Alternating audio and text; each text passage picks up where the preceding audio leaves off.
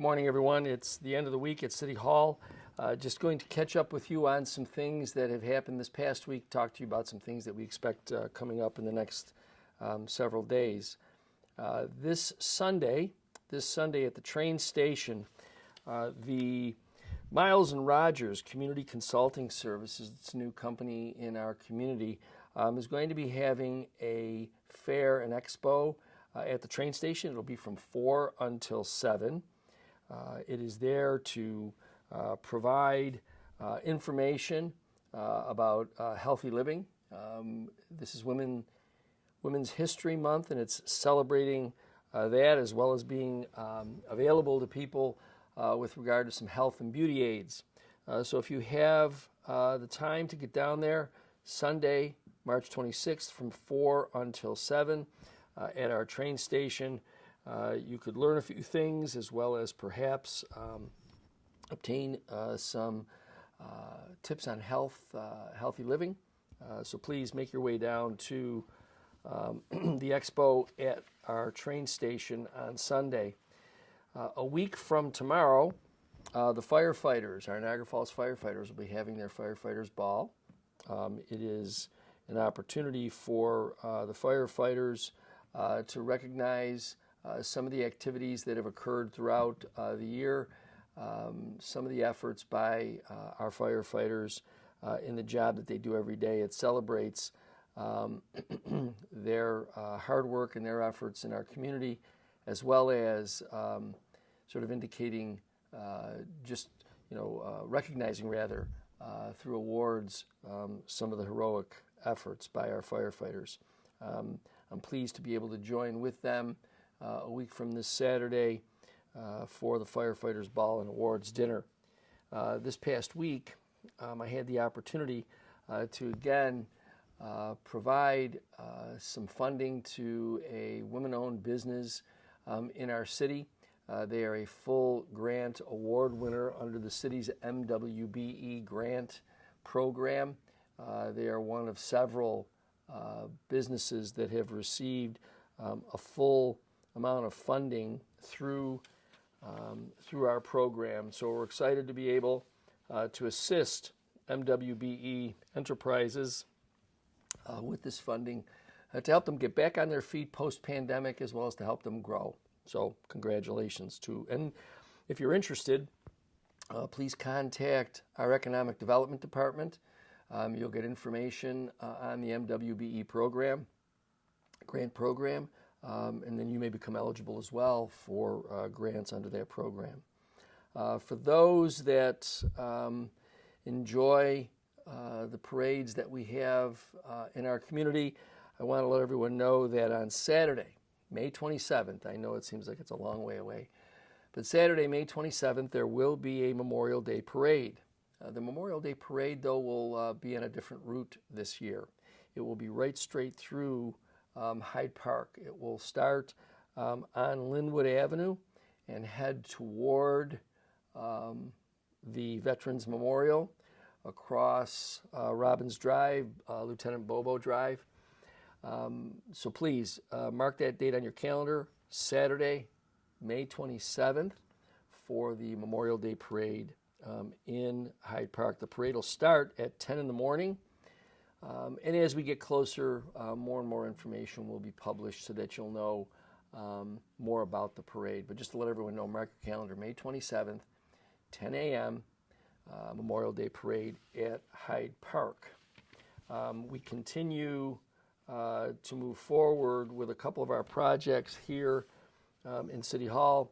We anticipate being able to announce in this coming week the selected vendor for the relighting of the city.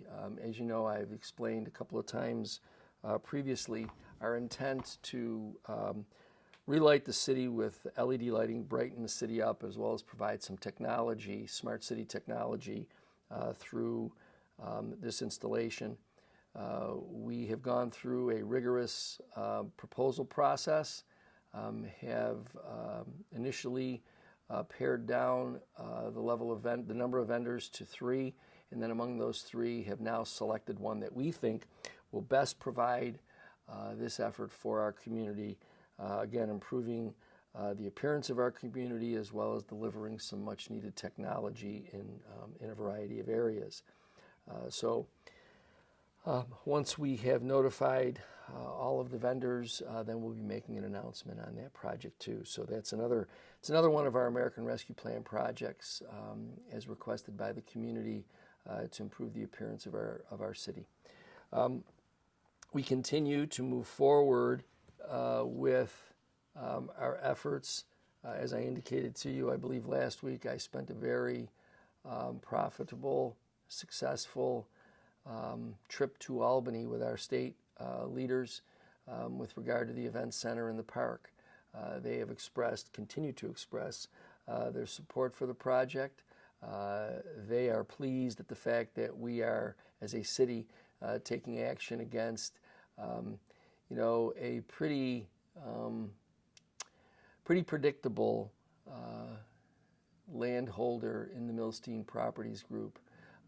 For the last 25 years, they've really had the same recipe where they do nothing on their property, drive down value because they leave buildings vacant, boarded up, and dilapidated. And by driving down all property values, then asking residents to pay additional property tax because they're going to be getting a reduction for their property taxes. It's interesting. Recently, I received a letter from the superintendent of schools, and in the letter, he writes about his disgust for the amount of money that the school district is also losing because of how the Milstein Properties Group treats the city of Niagara Falls. Hopefully, the superintendent will publish this letter in the Niagara Gazette. I think it bears reading by everyone because this not only impacts our downtown, but it impacts each and every business and homeowner, every taxpayer in our community. And it's pretty clear, I think, to all of us that this group doesn't really care about the community. What's really remarkable is that they seem to have gotten some local public officials' ear. I don't know, maybe it's promises that are made. I don't know what it could be that could allow public officials to surrender their responsibility to taxpayers by sort of committing themselves to standing with a developer, I use that term loosely, a property owner that has done nothing in 25 years. It's the same recipe that's probably been going on now for at least over 20 years. Acquire property, make bold promises, and then once everything settles, don't deliver on the promise. Happened in 2003, happened in the mid-2000 teens. This group has a track record of presenting themselves as great developers, people who are going to do great things for the city of Niagara Falls. And here we are 25 years later, and the promises they made at the Turtle never came to fruition. The promises they made out at 10th and Fall Street never come to fruition.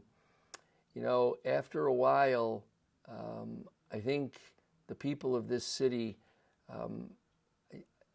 I think we're pretty savvy. I think that we recognize when someone is really just trying to pull the wool over our eyes. And there is no question with this group, with this Milstein group, that that's what they intend to do.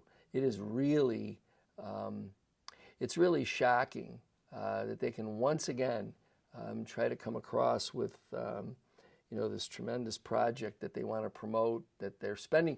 The other thing, too, is that they're spending amazing amounts of money on public relations rather than on construction or on development.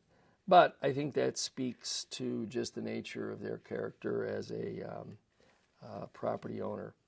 So we continue to advance our efforts to secure property from this landholder with an interest to developing it for the benefit of our hospitality industry, as well as for the benefit of our residents. As this thing begins to move further along the trail, we have a matter scheduled in May for argument on the public purpose of the property that the city wishes to obtain. And so I'll give you more information on that as that begins to unfold. I'd like to think that spring, although I know the calendar says that spring is here, this weekend we're expecting some challenging weather, wet, cold. So please be careful if you're out and about. I know that there will be a number of things that are going on. Once again, I'm inviting everyone to please make their way down to the train station on Sunday for the expo. And be on the lookout for other things that are going to be happening in our community. As spring begins to unfold, more and more things are going to start happening as they usually do in the city of Niagara Falls. So I look forward to talking to you again next week. Have a great day.